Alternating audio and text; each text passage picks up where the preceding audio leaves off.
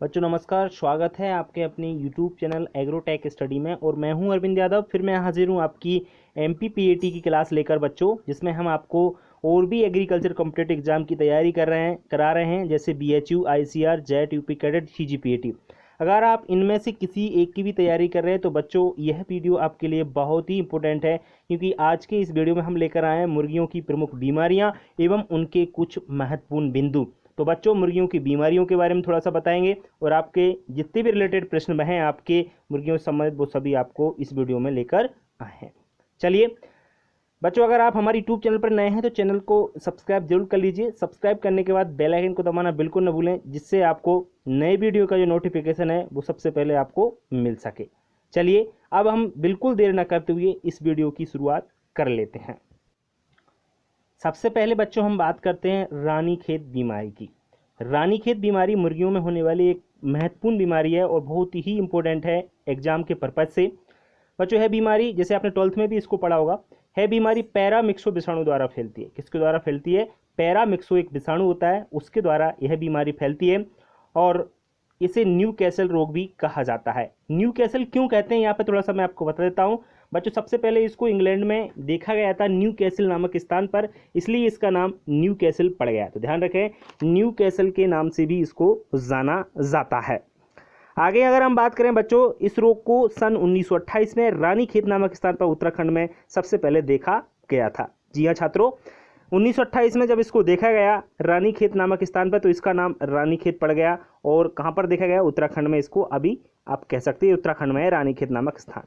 ठीक है रोग हो जाने पर मुर्गियां मुंह खोलकर सांस लेती हैं। जब मुर्गियों को रानीखेत नामक बीमारी हो जाती है तो इसका लक्षण ये है कि मुर्गियां मुंह खोलकर सांस लेती हैं एवं पंखों पर, पैरों पर लकवा मार जाता है। मतलब इनके जो पैर होते हैं वो अकड़ जाते हैं एक तरह से, और श्वसन अंग प्रभावित होता है, क्योंकि वो श्वास लेने में उनको प्रॉब्लम आती है। तो आप कह सकते हैं इनका श्वसन अंग, जो फेफड़े होते हैं वो खराब हो जाते हैं, श्वसन अंग इसके प्रभावित हो जाते हैं। ठीक है ना। तो ये चीज़ आपको अच्छी प्रकार से समझ में आ गई होगी कि रानीखेत बीमारी बहुत ही महत्वपूर्ण है आपके एग्जाम के पर्पज से, इसलिए आप लोग अच्छी प्रकार से इसको याद रखेंगे। चलिए बढ़ते आगे हम नेक्स्ट आपकी मुर्गियों की बीमारी की ओर।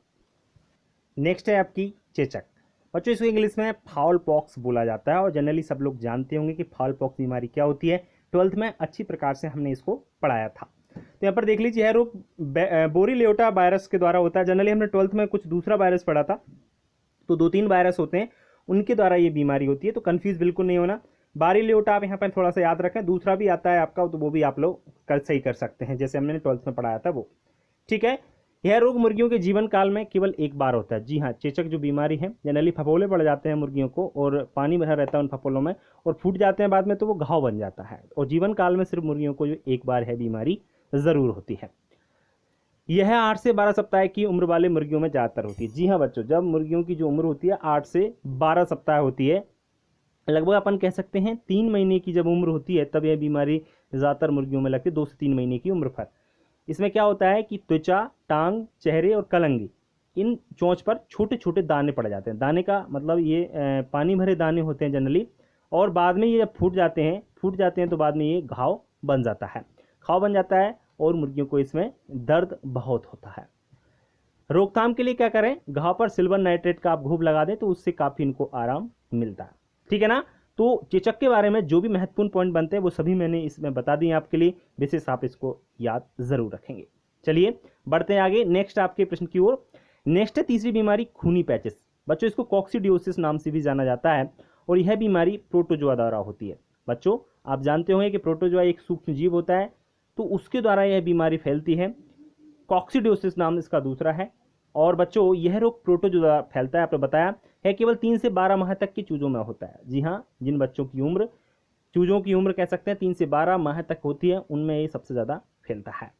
इस रोग से क्या होता है? दड़बे में अचानक चूजे मर जाते हैं। दड़बा क्या होता है बच्चे? दड़बे होते हैं जहाँ पर मुर्गियों के चूजे रहते हैं ना, जिस घर में, उससे दड़बा बोला जाता है। मुर्गियाँ पतले खूनी दस्त करती हैं जब यह बीमारी हो जाती है, तो पतले खूनी दस्त करते हैं जो बच्चे होते हैं, तथा पंख नीचे लटक जाते हैं। इसमें क्या होता है? पंख नीचे लटक जाते हैं। ये मुख्य लक्षण है खूनी पैचेस रोग का। इसकी रोकथाम के लिए मुर्गीशाला की अच्छी तरह से सफाई रखना चाहिए। जी, सफाई रखने के लिए आप फिनाइल का उपयोग कर सकते हैं उससे, और जो बर्तन हैं खाने पीने की मुर्गियों के, उनको भी फिनाइल से आप साफ कर सकते हैं। ठीक है। तो खूनी पैचेस से जो भी लक्षण इसके थे, जो भी क्वेश्चन बनते हैं आपके एग्जाम के लिए, वो सभी मैंने इसमें बता दिए आपको। ठीक है, तो 3 बीमारियां मैंने आपको बताई, तीनों बीमारियां महत्वपूर्ण हैं आपके एग्रीकल्चर कॉम्पिटिटिव एग्जाम के लिए।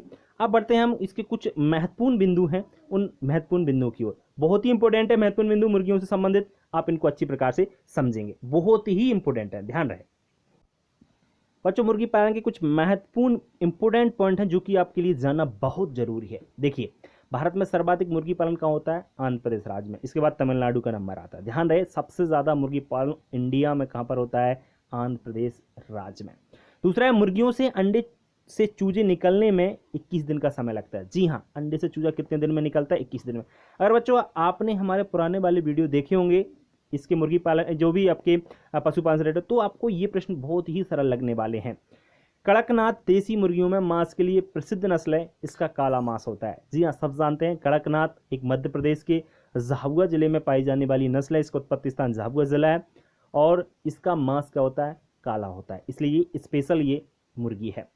बच्चों, मुर्गों की लड़ाई व मनोरंजन के लिए असील नस्ल प्रसिद्ध है। ध्यान रहे, असील जो नस्ल है मुर्गी की, ये इसके जो मुर्गे होते हैं आपस में लड़ाई जाती है और इसमें इनाम रखा जाता है काफ़ी। तो मनोरंजन के लिए इनको पाला जाता है, इस नस्ल को, असील को, ये आपको पता ही होगा। विश्व की सर्वाधिक अंडे देने वाली नस्ल व्हाइट लेगहॉर्न है, ये भी मैं आपको पढ़ा चुका हूँ। तो बच्चों, काफ़ी प्रश्न आपको ऐसे मिलने वाले हैं, आपको बहुत सरल लग रहा होगा, बहुत अच्छा लग रहा होगा कि वो प्रश्न आपको मिल रहे हैं जो महत्वपूर्ण है बहुत ही ज़्यादा। ठीक है, चलिए बढ़ते हैं आगे नेक्स्ट और महत्वपूर्ण प्रश्नों की ओर। नेक्स्ट है बच्चों, मुर्गी के अंडे का जो कवच होता है, ऊपर का जो व्हाइट कवर होता है, आपने देखा होगा ब्राउन कलर का, वो कैल्शियम कार्बोनेट का बना होता है। किसका बना होता है? कैल्शियम कार्बोनेट का। और कैल्शियम कार्बोनेट बच्चों जिसको हम पचा नहीं सकते, इंसान इनको नहीं पचा सकता है। कैल्शियम कार्बोनेट को सिर्फ पचा सकता है कौन? सिर्फ दीमक। दीमक जरूर इसको पचा सकती है, ठीक है ना, ध्यान रखें। किसका बना होता है? कैल्शियम कार्बोनेट का बना होता है। मुर्गियों में ब्रॉयलर की उम्र 8 से 12 सप्ताह तक होती है। बच्चों, ब्रॉयलर क्या होता है? ब्रॉयलर बच्चों जो मांस के लिए मुर्गियां पाली जाती हैं ना, स्पेशल मांस के लिए, उन्हें ब्रॉयलर कहा जाता है। क्या कहा जाता है उसे? ब्रॉयलर। याद रहे, उम्र कितनी होती है? 8 से 12 सप्ताह तक। मुर्गी का वैज्ञानिक नाम क्या है? गैलस डोमेस्टिकस। जी हाँ बच्चों, मुर्गी का वैज्ञानिक नाम या साइंटिफिक नेम गैलस डोमेस्टिकस है। कई बार गैलस गैलस भी लिखा होता है, तो कंफ्यूज बिल्कुल ना हो, क्योंकि जो भी वैज्ञानिक नाम होता है 2 चीजों से मिलकर बना होता है, वंश और जाति। वंश कभी चेंज नहीं होता है, जाति कई बार चेंज हो जाती है। मुर्गियों की प्रमुख बीमारी रानीखेत है, जो वायरस द्वारा फैलती है। अभी जस्ट मैंने आपको बताया, इंपोर्टेंट है, इसलिए बार बार महत्वपूर्ण प्रश्नों में वही प्रश्न आए जो कि बहुत ही महत्वपूर्ण है। याद रहे इस चीज के बारे में आपको विशेषकर। मुर्गी के अंडे का पीलापन जेंथोफिल के कारण होता है। बच्चों, आपने अंडा तो देखा ही होगा कि अंडे के अंदर एक पीला पदार्थ निकलता है। वो पीला क्यों होता है? क्योंकि उसमें जेंथोफिल नामक वर्णक पाया जाता है, इसलिए वो पीला होता है। चलिए बढ़ते हैं आगे। मुर्गी के अंडे की गुणवत्ता का टेस्ट कैंडलिंग द्वारा किया जाता है। बच्चों, ये कैंडलिंग क्या होता है? कैंडलर एक यंत्र होता है, जनरली जैसे पेन की जैसा होता है, पेन जैसे होता है ना, पेंसिल बोल सकते हैं, उसके जैसा होता है। उसमें एक छिद्र लगा होता है और उसमें से हम एक आंख बंद करके देखते हैं उसके अंदर। अगर उसके अंदर, अंडे के अंदर काला हमको दिखाई दे रहा है, काला काला, उसके द्वारा देखते हैं तो समझ लीजिए अंडा अच्छा क्वालिटी का है। अगर वो काला पदार्थ नहीं दिखा रहा है, नहीं दिखाई दे रहा है, तो समझ लीजिए वो अच्छी क्वालिटी का नहीं है। तो कहने का मतलब है, अंडे की जो क्वालिटी का टेस्ट किया जाता है वो कैंडलिंग द्वारा किया जाता है। ठीक है ना, मैंने समझा दिया किस प्रकार से किया जाता है, आपको उम्मीद करता हूँ समझ में आ गया होगा। चलिए, ब्रॉयलर का सामान्य वजन 1.5 से 2 किलोग्राम होना चाहिए। जी हाँ, मांस के लिए जो मुर्गी पाली जा रही है उसको ब्रॉयलर कहते हैं, और ब्रॉयलर की जो उम्र होती है वो 1.5 से 2 किलोग्राम होती है। ठीक है ना, ये आप जरूर याद रखेंगे। चलिए बढ़ते आगे नेक्स्ट आपके प्रश्न की ओर। नेक्स्ट है, औसत आकार के अंडे का वजन 57 ग्राम होता है। जी हाँ छात्रों, मैं आपको बता रहा हूँ कि जो एक अंडा होता है, अच्छा अंडा होता है, ना तो बड़ा ना तो छोटा, तो उसका एवरेज जो वजन होता है वो होता है 57 ग्राम। या आप ऐसे भी कह सकते हैं अच्छे अंडे का वजन कितना होता है? 57 ग्राम। ठीक है। मुर्गी की 2 प्रयोजनीय नस्ल रोड आइलैंड रेड है, मैं आपको ये पढ़ा चुका हूँ। RIR, ये आपकी 2 प्रयोजनीय नस्ल है, इससे मांस भी प्राप्त होता है और अंडा भी प्राप्त होते हैं। मुर्गी का खस्सीकरण कैपोनाइजेशन क्या कहलाता है? तो बच्चों, खस्सीकरण जनरली सब लोग जानते होंगे कैपोनाइजेशन क्या होता है। इसमें मुर्गे के जो अंडकोश हैं उनको निकाल लिया जाता है, जिससे भाई प्रजनन योग नहीं रहता है, इसलिए उसको कैपोनाइजेशन कहा जाता है। मक्का एवं बाजरा मुर्गी का मुख्य आहार है। जी हाँ बच्चों, मेज एवं बाजरा जो होता है मुर्गी का मुख्य आहार होता है। देसी मुर्गियों का औसत अंडा उत्पादन 60 अंडे प्रति वर्ष है, जबकि विदेशी उन्नत नस्लों का 260 अंडे प्रति वर्ष। जी हाँ, जो हमारी देसी मुर्गियां होती हैं ना इंडिया में, वो 60 अंडे दे पाती हैं पूरे अपने प्रति वर्ष में एक साल, जबकि जो विदेशी स्पेशल वेराइटियाँ होती हैं, नस्लें होती हैं ना, उनका बहुत अधिक अंडा उत्पादन होता है, लगभग 260 अंडे प्रति वर्ष। इससे आप आइडिया लगा सकते हो कि विदेशी नस्लें हैं वो कितनी महत्वपूर्ण हैं। अंडे देने वाली मुर्गियों को लेयर्स कहते हैं। जी हाँ, इसको आप अच्छी तरह, जो अंडे देती हैं उनको लेयर्स कहते हैं, जिनसे हमको मांस प्राप्त होता है उन्हें ब्रॉयलर कहते हैं। तो ये चीज़ आपको यहाँ पर क्लियर हो गई। चलिए, समझ में आपको सब चीज़ें आ रही हुई। कहीं अगर किसी को कोई प्रॉब्लम आता है तो आप हमारे कमेंट बॉक्स में लिखकर, या आप हमसे कॉल करके, या व्हाट्सएप पर भी आप क्वेश्चन अपना पूछ सकते हैं। चलिए बढ़ते हैं आगे नेक्स्ट आपके प्रश्न की ओर।